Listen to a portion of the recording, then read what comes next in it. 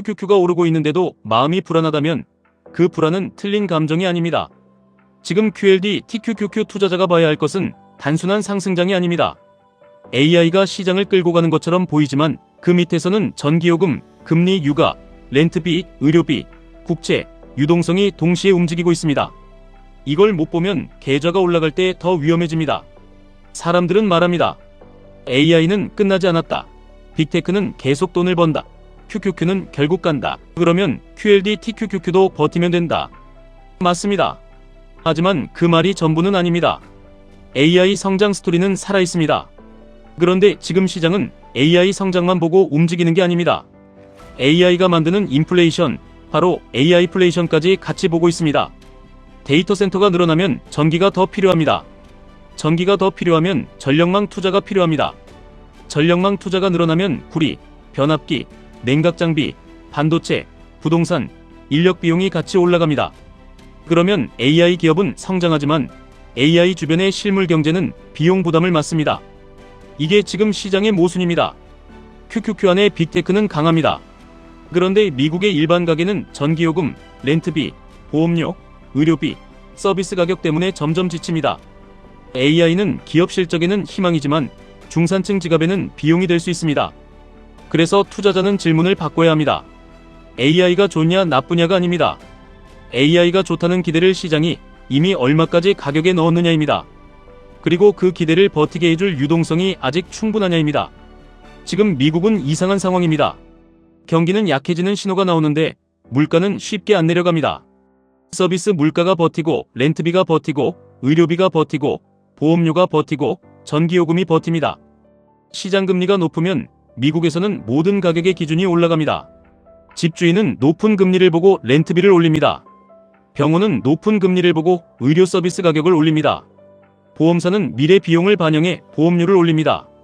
기업은 자금 조달 비용을 제품 가격에 반영하려고 합니다. 그러면 금리를 올려도 물가가 바로 잡히지 않습니다. 돈은 아직 시장에 남아있는데 금리만 높은 상태가 됩니다. 이게 끈적한 인플레이션입니다. QQQ, QLD, TQQQ 투자자에게 가장 불편한 조합은 바로 이겁니다. 경기는 둔화되는데 금리는 못 내리는 상황입니다. 시장은 금리 인하를 기대합니다. 하지만 물가가 끈적하면 연준은 쉽게 움직일 수 없습니다. 그리고 시장금리가 다시 튀면 성장주는 곧바로 부담을 받습니다. 좋은 기업도 높은 금리 앞에서는 평가가 달라집니다. 미래 성장의 가치가 할인되기 때문입니다. 그래서 QQQ가 오를 때도 금리를 봐야 합니다. QLD, TQQQ는 더 봐야 합니다. 레버리지는 방향만 맞으면 되는 상품이 아닙니다. 환경이 좋아야 버틸 수 있습니다. 유동성이 풍부하고 금리가 안정되고 주도주가 넓게 올라갈 때는 레버리지가 시간을 압축합니다.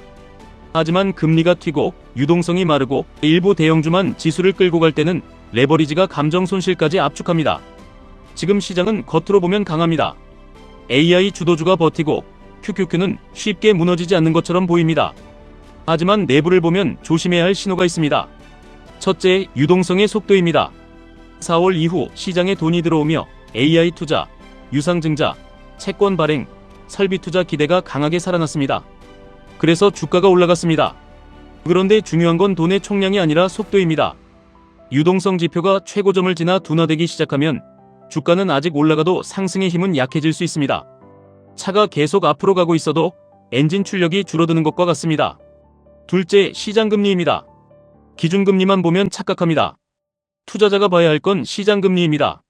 시장금리가 높게 버티면 모기지 금리, 기업, 조달금리, 서비스 가격, 렌트비, 보험료가 전부 압박을 받습니다.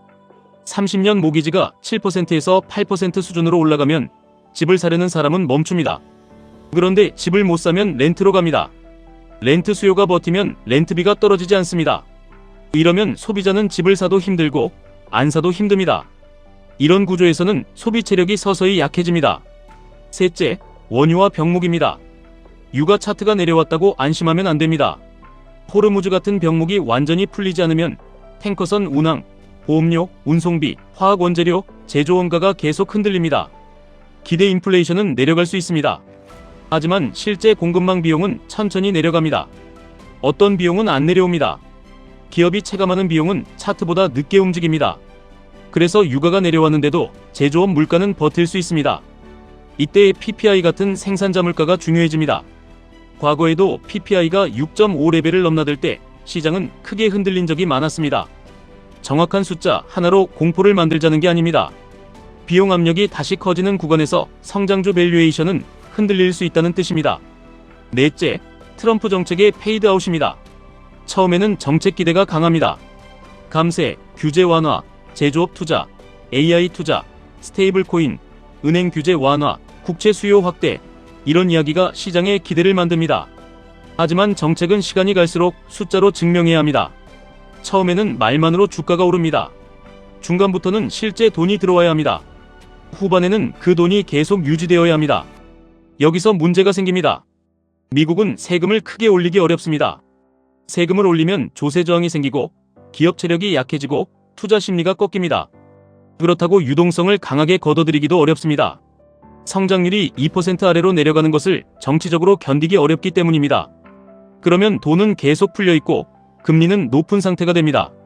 이 구조가 끈적한 물가를 만듭니다. 미국은 국채를 계속 발행해야 합니다. 이자 비용은 이미 거대해졌고 1조 달러가 새로운 기준처럼 되어가고 있습니다.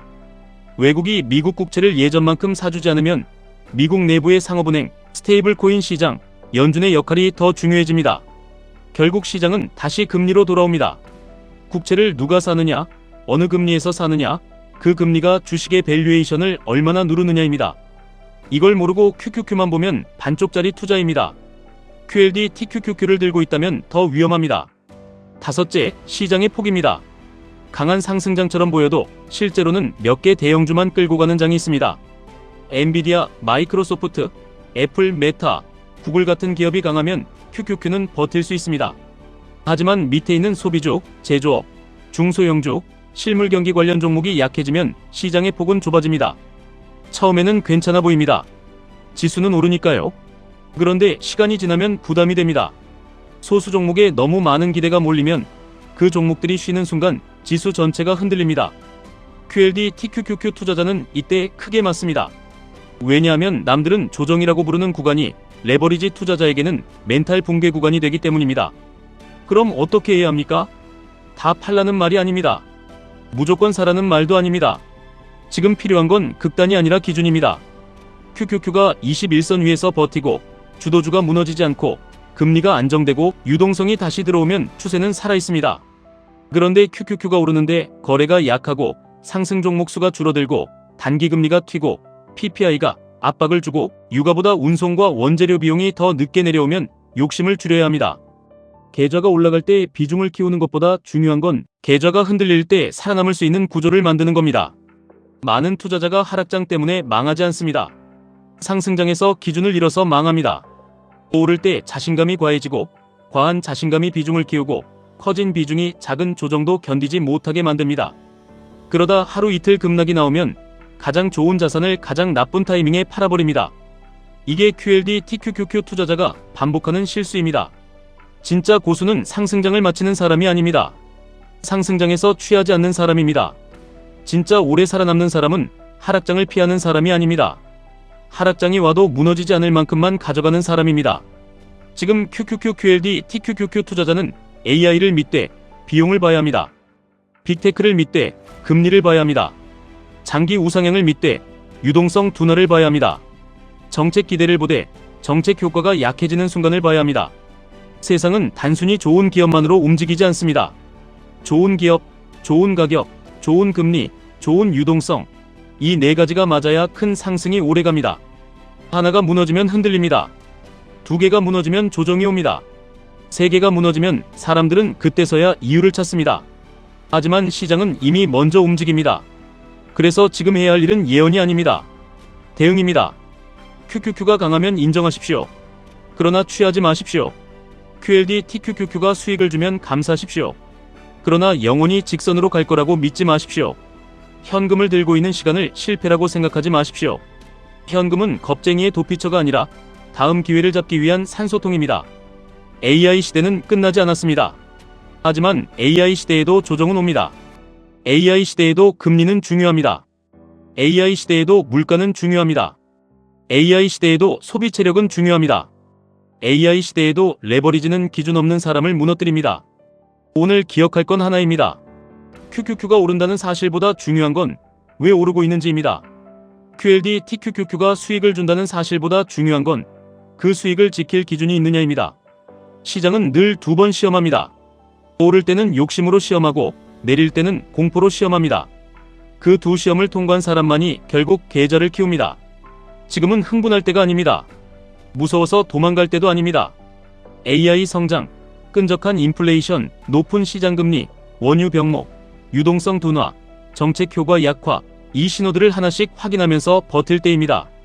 돈은 항상 준비된 사람에게 갑니다. 그리고 준비된 사람은 좋은 이야기만 믿지 않습니다. 좋은 이야기 뒤에 숨어있는 비용, 금리, 유동성, 심리까지 같이 봅니다. 그 사람이 QQQ, QLD, TQQQ로 오래 살아남습니다. 그 사람이 결국 큰 돈을 만듭니다. 지금까지 1분 투자 하이젠버그였습니다.